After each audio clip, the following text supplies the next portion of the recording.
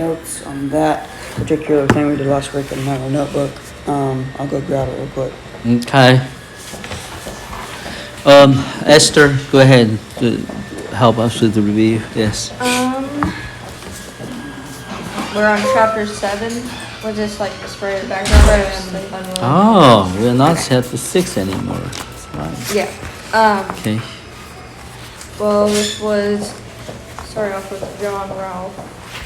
And he arrived in Jamestown.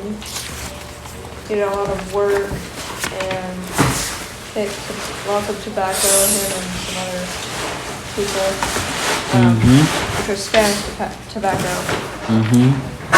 And they picked a lot of stuff, and the people there didn't really like the Spanish tobacco. But they took it to England, where a lot of people use tobacco and stuff.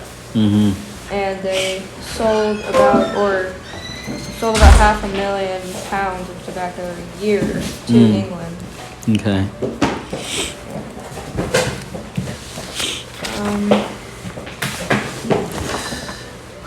I guess. And then they, So, I guess they were trading the tobacco to like other people, and they did the triangular trade. triangular trade, okay. And that's all I really have. Oh yeah? This part. Okay. Triangular trade. What is the triangle location?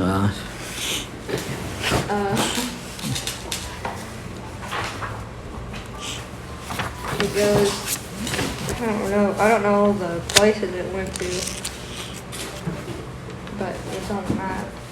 Maybe it went from Yeah. Spain, Portugal, to Namba, and the West Indies. West and then Indians. and then back to the Spain, Portugal. Spain, Portugal. You exit out, because Caleb, it looks like Caleb joined. Is there?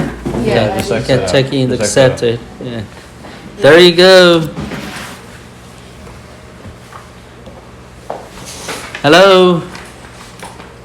Can you hear us? Yeah, I can hear you. We're still in the process reviewing. We reviewed the first part, chapter 7, tobacco, the unwilling colonists.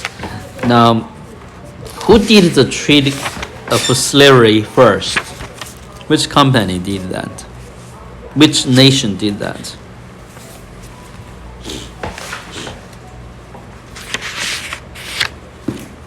Nobody? Is it The Dutch. The Dutch. Okay. Good. Okay, so let's go on. You ready, Elijah? Where's your notes? Then review the next one. So, yeah. Let's see. On the Queen of what? Queen. Africa. Yeah. Queen Queen Zinga. Nzinga. Nzinga of Anglo. Okay.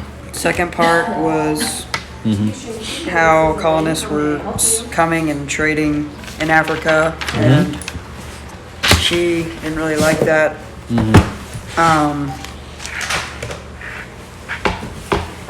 So it was Europe who was taking slaves at that time, and then she went to negotiate or talk to. Well, before that, her brother threw her out because he was scared that she would, because she was like like a fierce battle warrior. So he was scared of her, that she would take over his kingdom. And he threw her out, and then he asked her to go talk to this person because he was too scared again. So she went and talked, and then they point out one main aspect of that talk, which she used one of her own slaves to sit on as a throne. Who's talking to?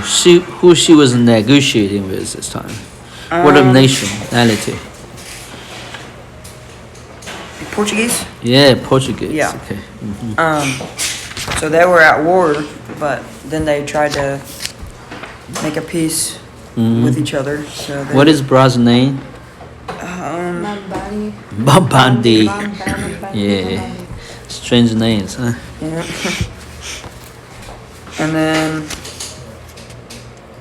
a little after he still would not allow her to come back, he ended up, her brother ended up dying Mm. for some unknown cause. Yeah. But, and then I think that was the end of the chapter, right? Huh? Yeah, then she became queen. Oh yeah, and then She she, became queen. That's right. That's why he called her queen. Yeah, Queen Zinga. Now, is the Portuguese eventually took over the land, or she was successful in withstanding their invasion? she was successful, right? I think she Yeah, I think she the Portuguese remained won. under the Portuguese.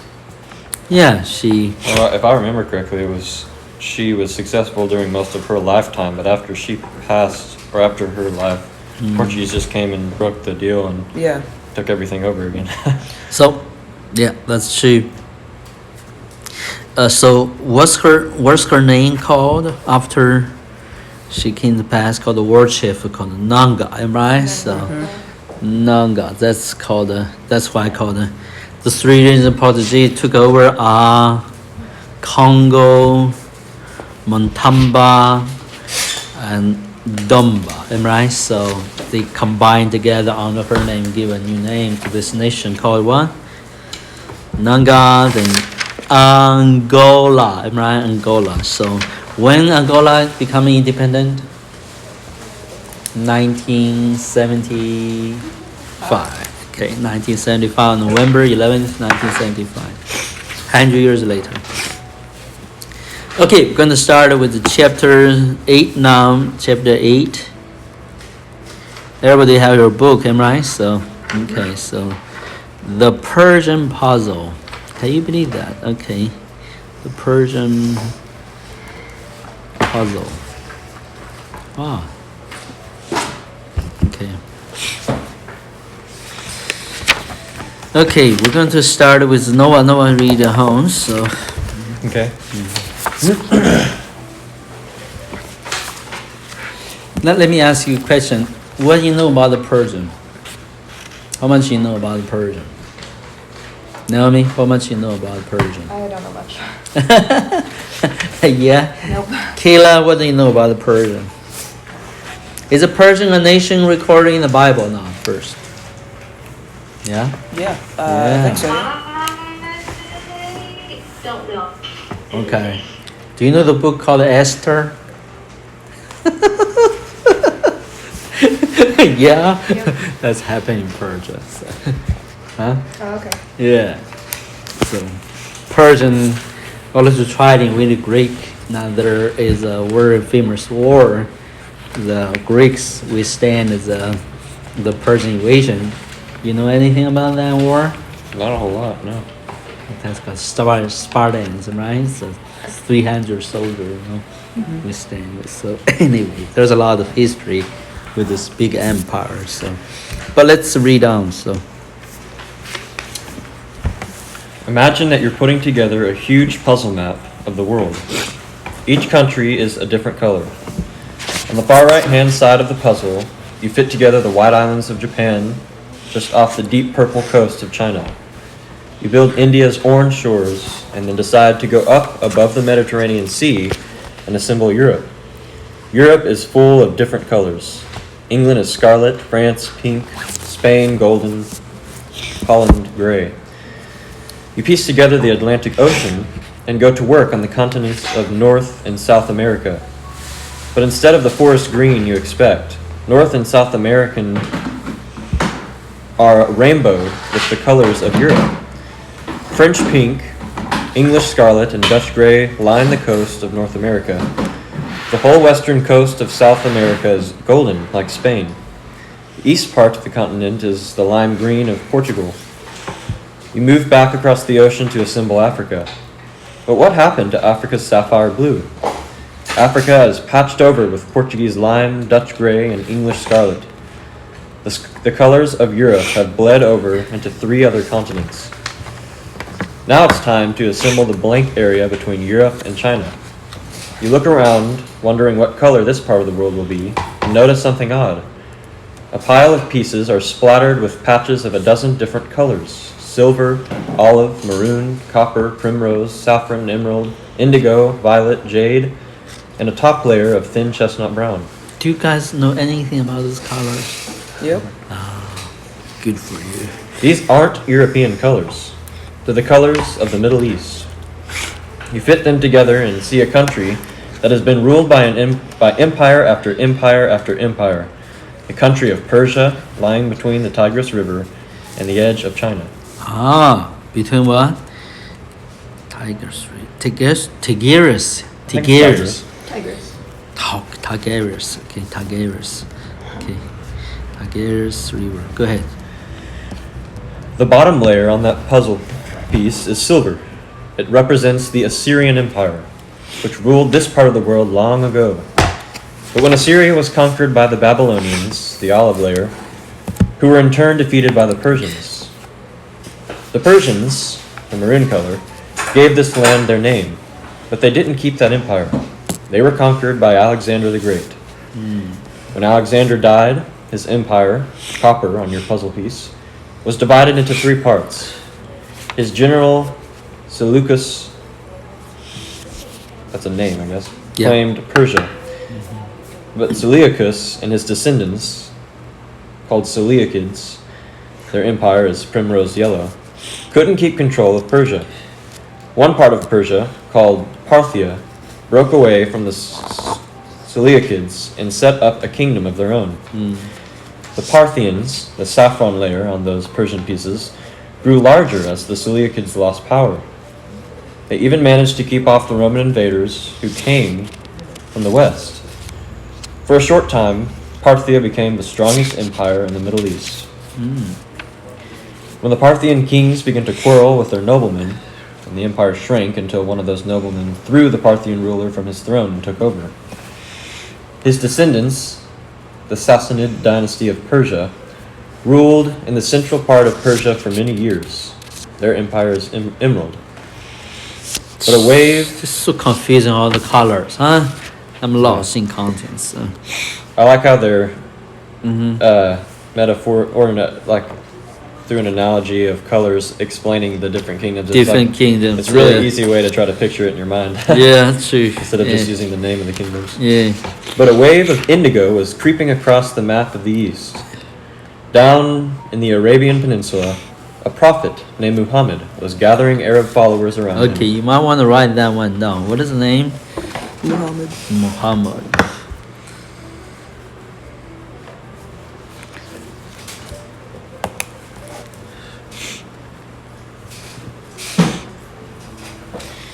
These Muslims spread Muhammad's message all across the medieval world and built the Islamic Empire.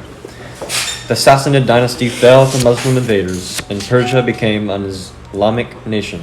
Islamic nation. Okay. It's really First one, interesting, even for me, who has studied a little bit around this period, to see that Persia is less of a specific culture or people, but it's like almost a vessel that has held all sorts of different cultures and peoples. Because it's Yeah. more of a land Yeah. instead of an actual. That's kind of interesting to think. Yeah. Still. Meanwhile, nomads from Asia called Turks Turks. were Now that wandering. is something you need to write down. Okay, that's modern day actually. Most rules, the old Persian area, Turks. That's quite Turkey came from. So anyway, you go ahead.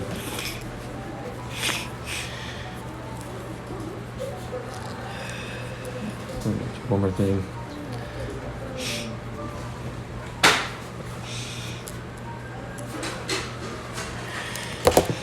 Were wandering into Muslim Persia and settling down.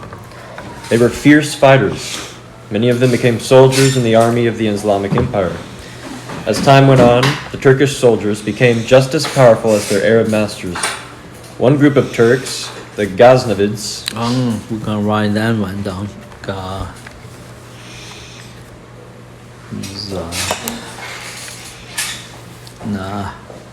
What is Wow, that is a strange name. Ghaznavid. Wait, how do you spell it? Ghaznavids.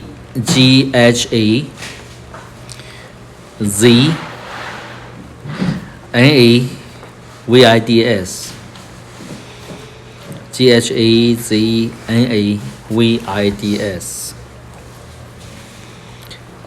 Why you had to turn off the light? What's wrong with you? Can do it with his mind. One group of Turks, the Ghaznavids, rejected Islamic rule and took over the land of Persia. The violet color, splattered over top the indigo, represents the Ghaznavids. The Ghaznavids didn't have long to rule, though. Soon, Mongols invaded from the east, destroying Persian cities and leveling crops. Mongol Khans, or warrior chiefs, took over the rule of Persia. Their conquest adds a layer of jade to your puzzle. Okay, who knows Mongol? I do. A little bit. How much you know? Tell me. That they're tough people. I mean, I know what they are. Oh yeah. Okay, what's the famous ruler from them?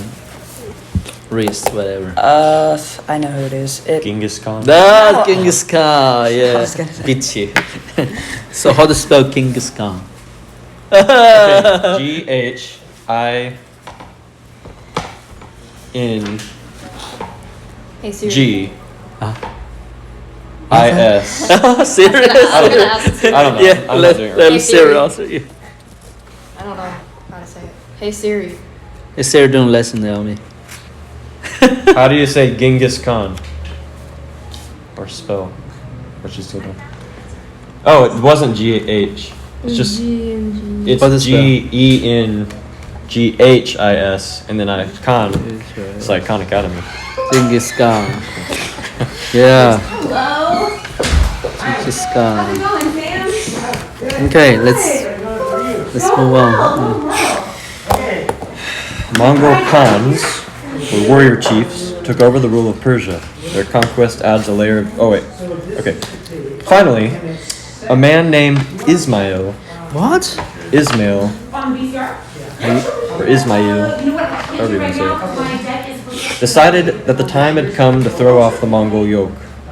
He gathered his kinsmen, who were called the Safavids, around him in an army and attacked the Mongol Khan. Ismail won. He crowned himself Shah, the ruler of Iran. Finally, you've arrived at the top layer of color, the Safavid color, chestnut brown. 10 empires, 10 layers of color have ruled in this Middle Eastern country. Wow, that's a lot of nations, huh? Lot of empires. I'll take a look at it, like, have you have it set up, and perfect. Safavid Shah.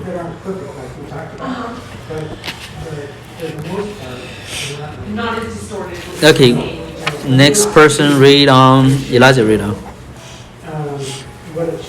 You can point it out. The greatest Safavid Shah. The great Safavid Shah. Where is it at? I don't know. Where's your Oh, I'm sorry. great Safavid Shah? I think the last paragraph may be here. So it's the beginning of the very last paragraph.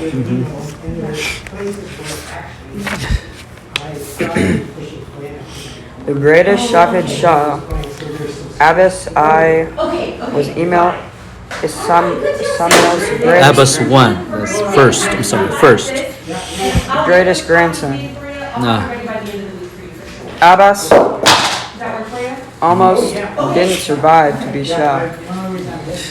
When he was still a very young man, his uncle seized the Persian throne and ordered all other heirs. Hairs. Oh, as a hairs. Heirs.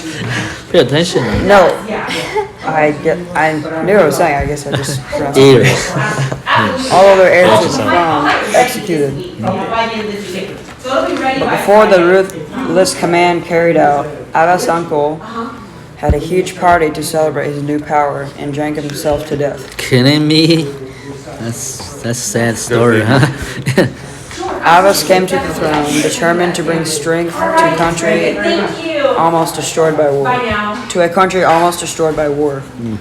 His first step was to make a peace with another Turkish kingdom, the Ottomans. Okay, right, that one, no, that's a big one. Ottomans lasted until prior to during First World War, so. How do you So- spell it?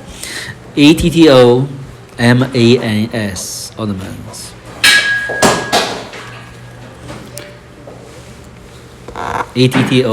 ATTOMANS, Ottomans. O-O-T. Yeah. Kayla, you there? Okay, you can hear us. Everything was so noisy, can be so. But hope you follow us. Okay, so Yeah, I can hear you. great. Okay. Always interrupt us if you lost in reading or have questions. Okay, so. And who were the Ottomans? Huh? Who were the Ottomans? The Ottomans, another empire. So.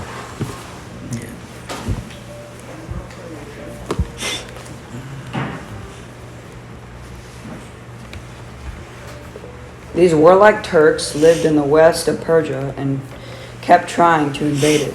Abbas knew the Persian army was too weak to fight the Ottomans, so he told the Ottomans that he would give them part of Persia as long as they would leave the rest in peace. The Ottoman Turks thought that Abbas was afraid to fight, but Abbas had a plan.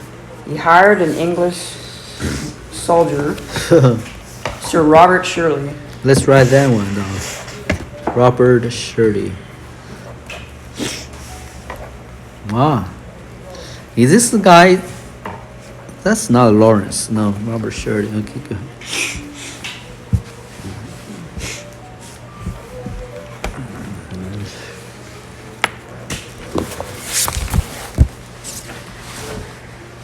To train the disorganized Persian army.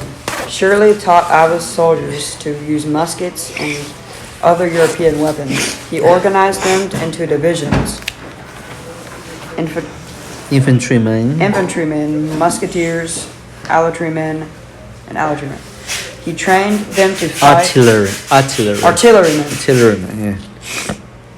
He trained them to fight in formation. After several years of this training, the Persian army faced the Ottoman Turks and crushed them in battle. Abbas reclaimed all of his territory and even took some of the Turkish land for his own. Now Abbas turned to another project, making Persia into a great trading nation. The best port in Persia, an island in the Gulf of the Persian Gulf, had been claimed by the Portuguese. Abbas drove the Portuguese out and built his own trading post on this island. Then he brought the Chinese craftsmen into Persia to rebuild the trades of silk making and carpet weaving. He built new roads and bridges so that goods could be carried through his empire. His new port, Bandar Abbas, became one of the busiest in the east. Today, we call Persian Iran. Bandar Abbas is still an important Iranian port. But as Abbas labored hard to make Persia secure, he became more fearful. He thought of that his noblemen were plotting against him. He was afraid of his brothers. He even suspected his own son of treachery and ordered him executed.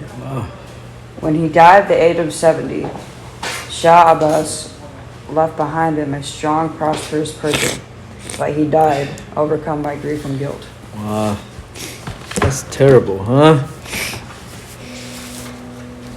That's terrible. The Persian puzzle. It's really puzzlesome. Yep. What do you think?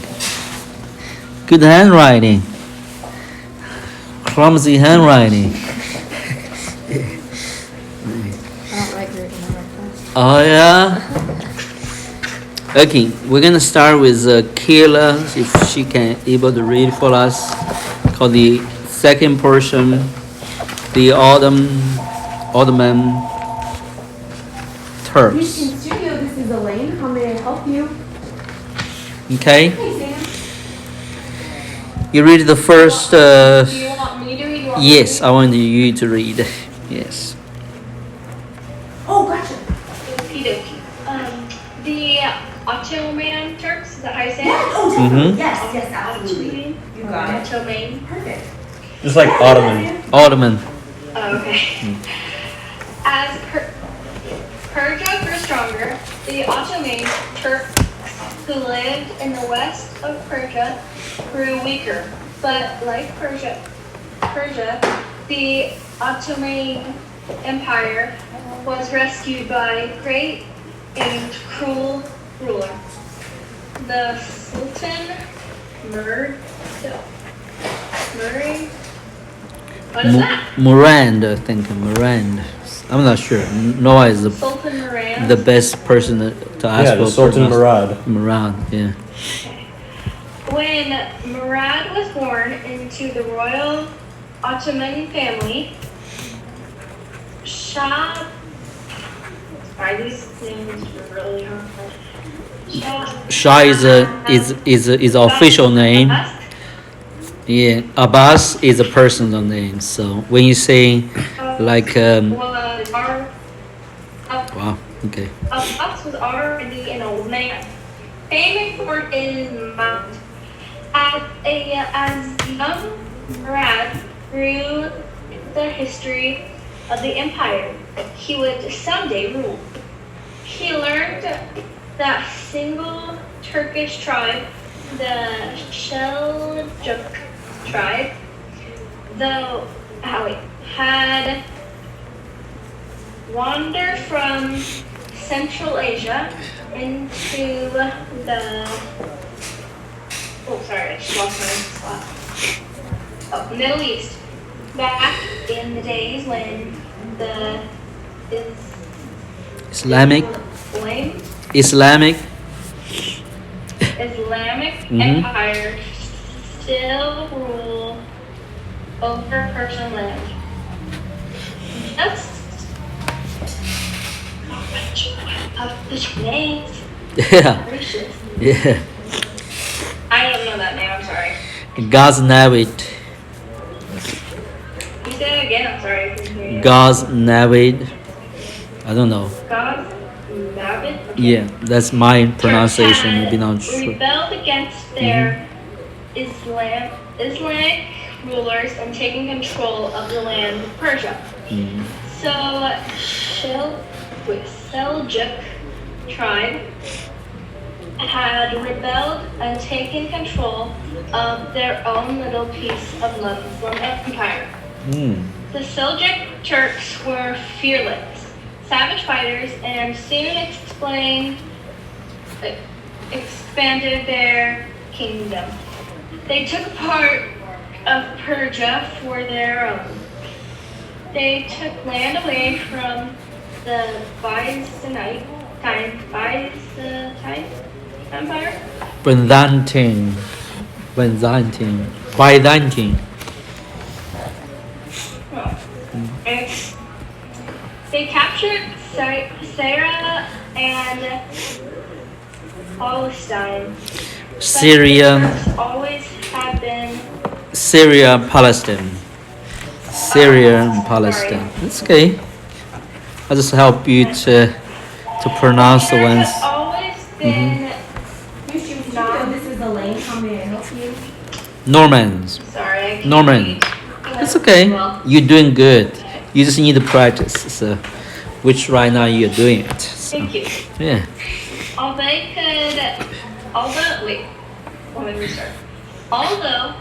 could Conquer. the empire. Oh, conquer. Gosh. It's okay. Totally have reading glasses on. It's okay. They could conquer the empire. They didn't, but they conquered the empire. They didn't do a very good job of collecting taxes, fixing roads, and passing laws. Their empire began to fall apart as it Collapsed. Collapsed. collapsed. Gosh. It's okay. One Turkish leader, a warrior named Osman, gathered his followers around himself. Wait, yeah. And Determined. determined to save what he could. Osman and his followers lived just above the Northwest. Corner. corner of the Mediterranean Sea. There you go. That's a good one. Yeah. In the country which we know called Turkey, Turkey soon became the center of the new Turkish Empire. Ottoman Empire, now the two great empires of the Middle East, the Persian and the Ottoman, were both ruled by Turks. Good. You can stop there. I'm going to read the next few paragraphs, if you will. Thank you. You just need to practice. You will catch our words soon. So I remember the early days. Esther stumbled all over. When I learn English, I don't even know how to pronounce anything. So everybody corrected my pronunciation. So just need to learn. So. I've been reading consistently in recent years and helped greatly with my English. So I used to, still am poor in English. So, but anyway, let me read. Continue here. Under Osman's leadership, the Ottoman Turks captured a much larger kingdom than the Seljuks had ever ruled. They fought their way east across the Tigris and Euphrates, all the way to the borders of Persia. They captured most of Arabia, including the city of Baghdad. They took the Byzantine capital, Constantinople, and renamed it Istanbul. They claimed Egypt and North Africa, just as the Muslim Empire had before them. And then they did something that frightened the rest of the world.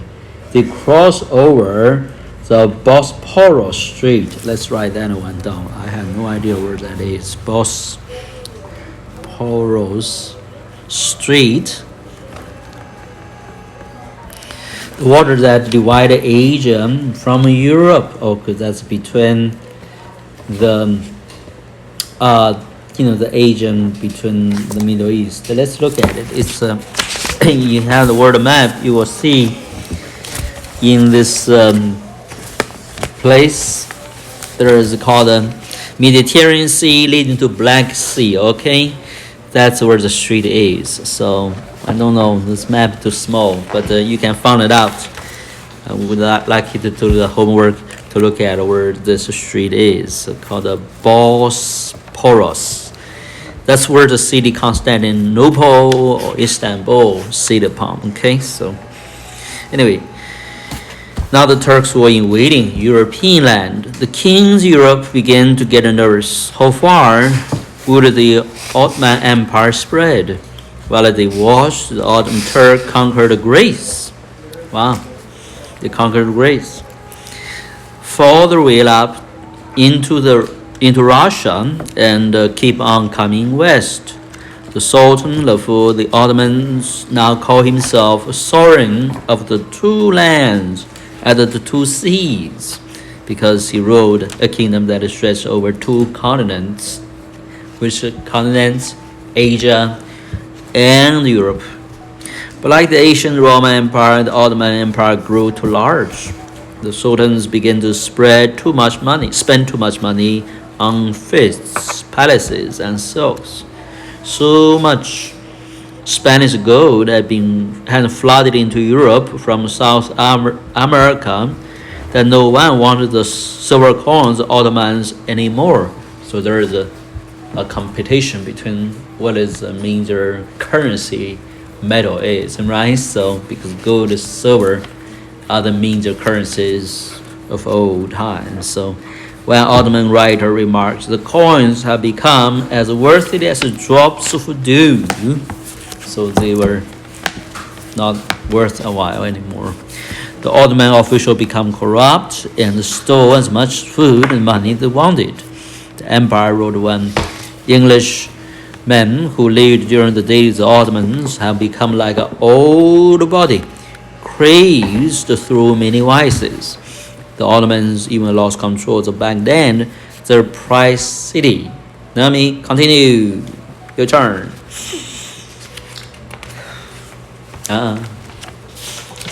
So you are not following the reading, huh? Well, I was, but I was writing. Okay. Jesus, you're so good. But then. But then the Murad inherited the throne of the Ottomans. Mm-hmm. No one expected great things of the Murad. He was only 11 years old, plain, quiet, and fat. His mother insisted on helping him rule for 10 whole years.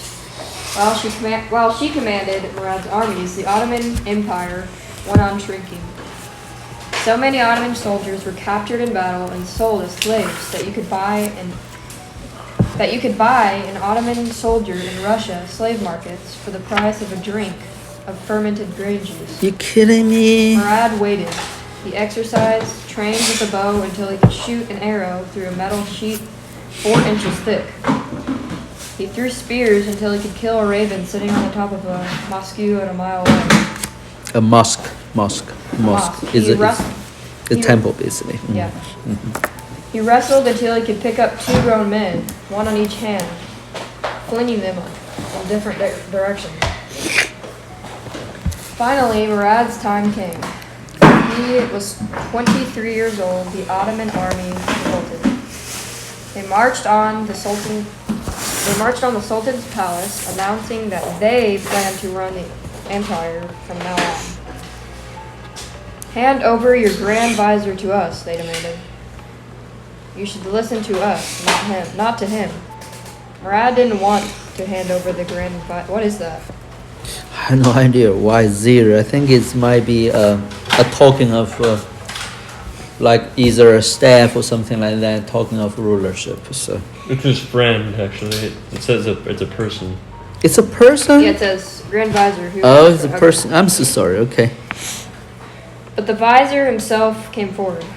Sultan, he said to Murad, let 1,000 slaves like me perish for the safety of your throne. I will die a martyr. Martyr. A martyr. Martyr. A martyr. A martyr. Martyr. And the That's a good one. and the guilt of my blood will be on their heads.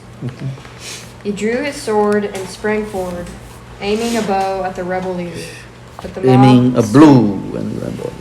a blow at the rebel leader. But the mob swarmed around him, stabbing him and then cutting off his head.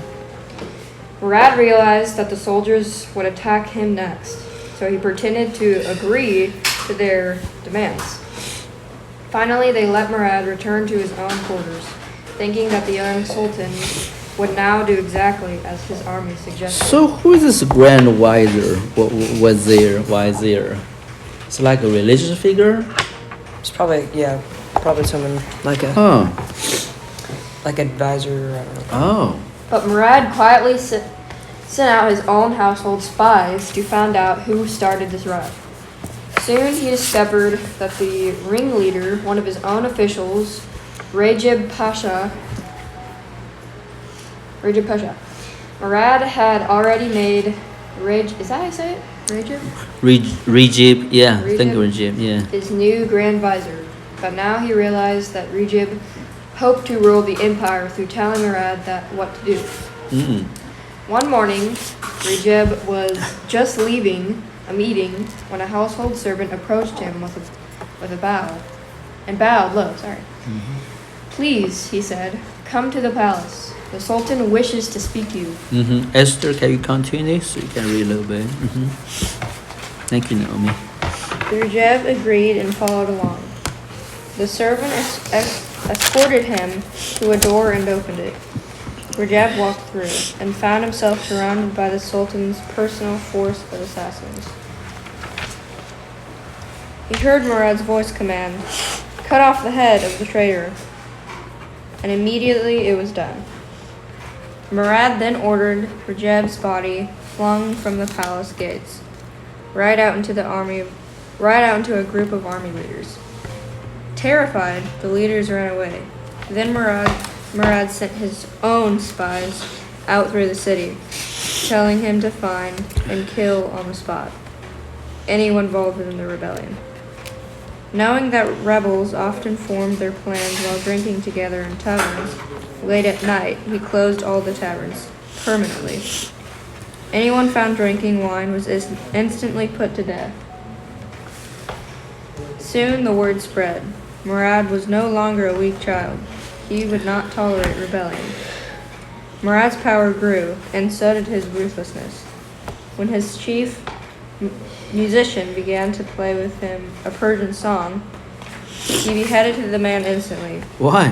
When one of his doctors didn't cure him quickly enough, he forced the doctor to drink a dose of poison. He was a cruel man, huh? Soon, whenever he approached, everyone would freeze completely, afraid to move or speak in case they might accidentally sound rebellious. But Murad's cruelty stopped the decay of the Ottoman Empire. With his army and his advisors too frightened to disobey him, he set out on a quest to recapture Ottoman land. He took back land that the Persians had claimed. He recaptured the city of Baghdad.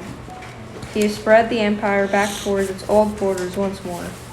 The decline of the Ottoman Empire had been halted. Shortly afterward, Murad fell ill. He lay in bed for 2 weeks, growing steadily worse. At the age of 28, he died, leaving Wow. behind him an empire rescued. Wow, 28 years old, huh? He died very unhappy death. With that, we sum up today's chapter. What a tragedy. History is full of tragedies. So, now somebody do a review for us. Noah, you care to do the first part review?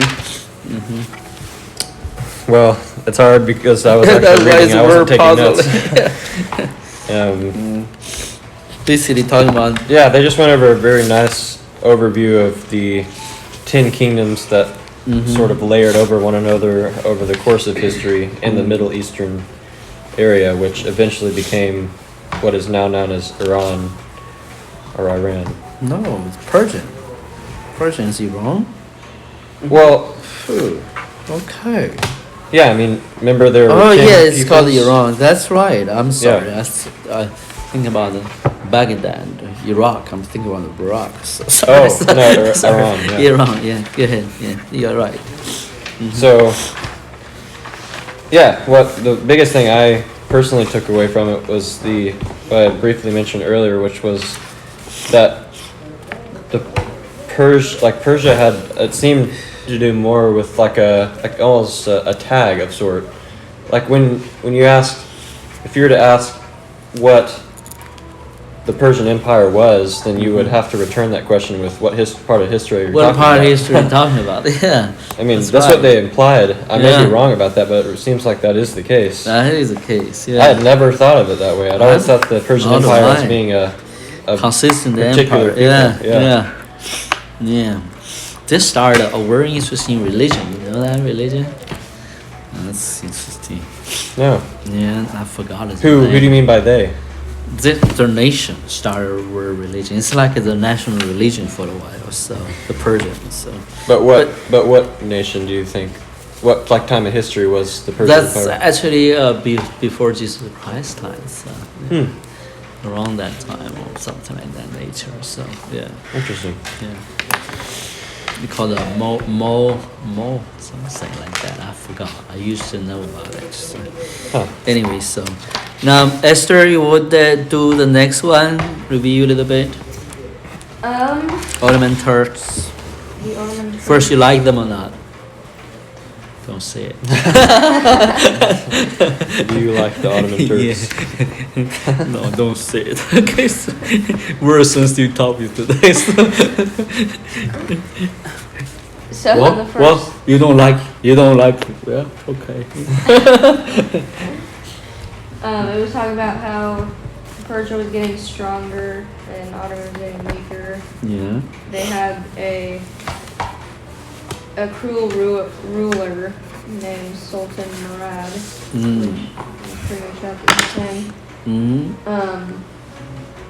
And the Seljuk tribe wandered into Asia and Middle East, Mm.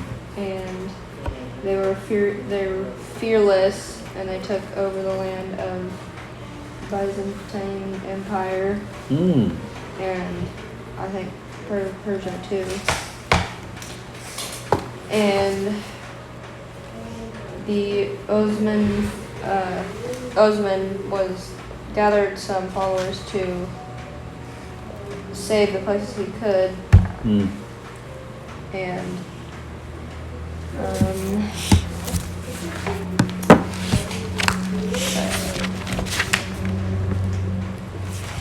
That's okay. Yeah, a little bit difficult to review this chapter. Too much information, huh? It Yeah. did cover a lot. Yeah. But what about the Constantinople? What is the other name for it? Constantinople. Then they changed their name into Istanbul. Istanbul. Okay. Now the Sultan of Ottomans called himself sovereign of two lands, two seas.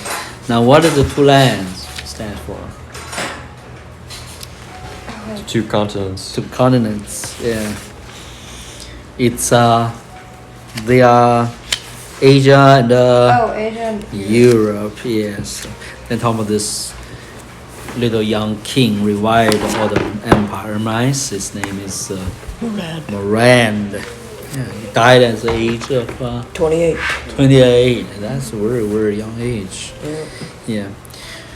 Well, we'll wrap it up. I mean, history this way is pretty dark and scandalous. So different regions, they jump too much ahead. But so we covered for so far. Let's review which region we covered. We covered Persian. We covered. How about Japan? Did we mention Japan a little bit? I think so. Yeah. India. India. We did India. I don't think we did India. Oh, I thought right? India don't was know. mentioned Yeah. like Japan was. New colonies. Isn't this the Persian puzzle right here? Like just the area of land? Yeah, it's hard because he was not talking about, the author was not talking about the one time, so the map doesn't do the trick. So we'll wrap up there. So you guys are good students. Continue to do some review, maybe especially for Kila, if you have time, I will encourage you continue to do regularly more than history, but the other things, just read aloud a little bit, am I right? So every day read aloud, read the poem, read the essay, read the article, and you'll find your reading capacity improved will be dramatically. Okay, so that's my trick, but you don't have to do what I tell you to do. So yeah. Alright. Yes. I usually read a lot, but I think if I had dyslexia, I usually read almost every day. You do? Okay. One thing he's great. encouraging though is for you to read out loud, if that's something that you don't already do. It will help you with pronunciation and everything. So if that's something you can do throughout or at different parts of the day, that can work. Yeah. Read aloud or listen to some audio books, things of that nature can improve your speech. So, okay, good to have you today, and bring our best to your folks. Okay, so Okay. yeah. Bye. Yeah.